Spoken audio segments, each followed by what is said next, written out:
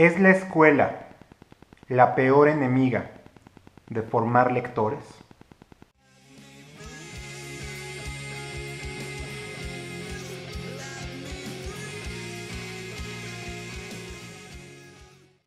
Hola a todos, bienvenidos a Esto no es un spoiler. El día de hoy quiero proponer un debate. Y este debate viene porque encontré un artículo en una revista digital que se llama Cracked, www.cracked.com, pueden encontrarla aquí abajo, el link original, a un artículo que decía 4 razones por las cuales la prepa, específicamente como la revista es en inglés, el high school, es el peor enemigo de formar lectores. ¿Okay?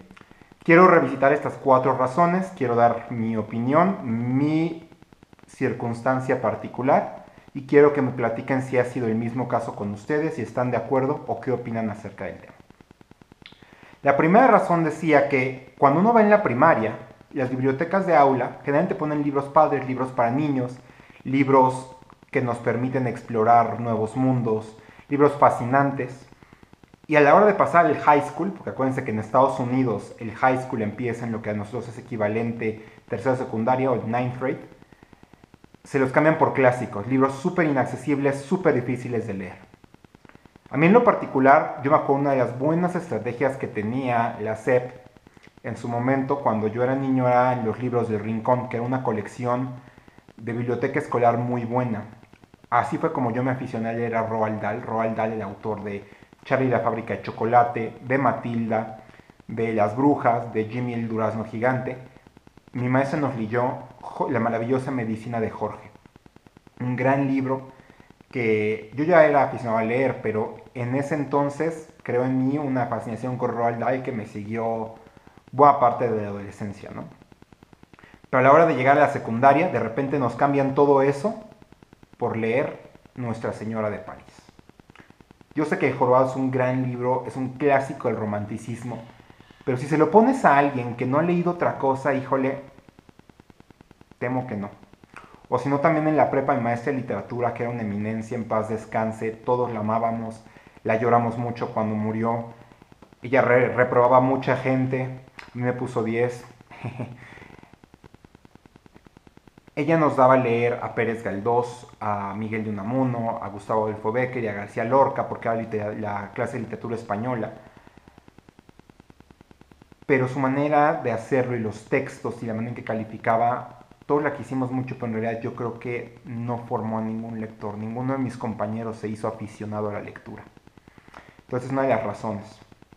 La segunda razón es, a nadie le permiten criticar un clásico. Pónganse a pensar en esto. Supongan que ustedes van, sí, para los que están en la escuela, supongan que les dejan leer el Quijote, no les gusta, y van y llegan ustedes con la maestra y llegan a criticar el Quijote. ¿Es factible que los reprueben? ¿Es factible que les bajen la calificación por opinar negativamente de un clásico? Si es así, entonces más al punto del artículo de la revista, ¿no? Desgraciadamente tenemos la tendencia a creer que los clásicos son intocables. Y cuando son intocables, si alguien habla mal de ellos, no, es el acabose, es el inculto, es el... ¿no? ¿Y por qué no proponer un debate razonado? ¿No? Porque si no te gustó, por ejemplo, a mí me encanta The Catcher in the Rye, Guardián del Centeno, pero entonces hay mucha gente que no le gusta. Entonces, porque Holden, el protagonista, es un drama queen, es un payaso, no representa al verdadero adolescente. Pero ¿por qué no proponer un debate? ¿Por qué los maestros no son más prospectivos en esto de, ok, no te gustó, dime por qué, ¿no? ¿Por qué no construimos el argumento? ¿Por qué si el libro se considera un clásico? ¿Por qué en cierto momento resonó, hoy en día nos resuenan sus temas, su imaginería es importante para nosotros? ¿Vale? Tercera razón, cualquier cosa que sea entretenida se considera superficial. Cuando yo iba en segundo de secundaria, curso 2000-2001, se empezó a poner de moda Harry Potter en español. ¿Cuál fue la estrategia de mis maestros? Ignorarlo como si no existiera. Nadie habló del tema, nadie habló de nada, y mientras iba creciendo la fanaticada, los maestros, en vez de aprovecharlo para capitalizarlo y convertirlo en una oportunidad de formar lectores, decidieron ignorar el tema. Yo no iba en escuela religiosa, pero mi hermana chica, que sí iba en escuela religiosa, Ella le tocó el boom de Crepúsculo. Yo sé que Crepúsculo es una basofia, pero necesito dar un ejemplo. A ellos incluso mandaron llamar a los papás, las maestras, y a decirles los peligros de que las niñas leyeran una literatura tan sensual, ¿no? O sea, what's the point, ¿no? O sea, peor round.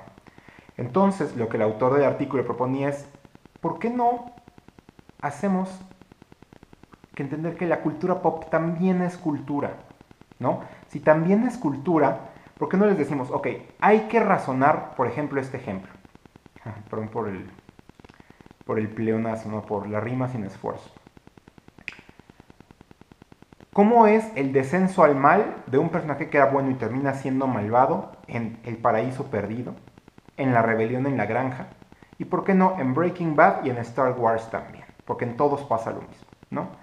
Y así ir generando debate para que los alumnos entiendan que muchas veces la literatura trata temas eternos, y temas eternos que muchas veces se van repitiendo en la cultura pop también.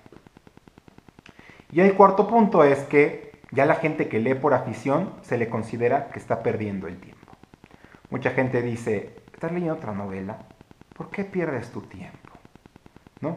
O gente que dice, pero es que si leen novelas, mira, yo te diría, lee esto, lee esto, lee esto, y ya se protegió tu cerebro, ¿no? Y eso a mí se me hace así lo peor.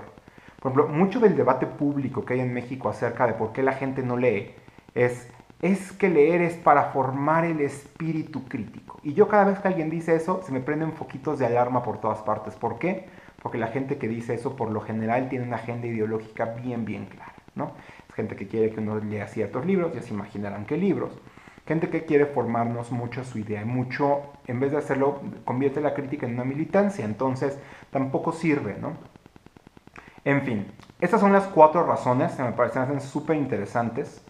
Me parece un gran tema de debate, entonces platíquenme si a ustedes les pasó así, si ustedes están de acuerdo con los puntos que dice el artículo de la revista, cuál fue su experiencia personal, o si en cambio tuvieron un maestro como el profesor Keating, que interpreta a Robin Williams en paz descanse también, que los fascinó con las letras, ¿no? Recuerden que mis redes sociales están aquí abajo, los invito a suscribirse si les gusta, para que no se pierdan de los demás videos. Muchas gracias.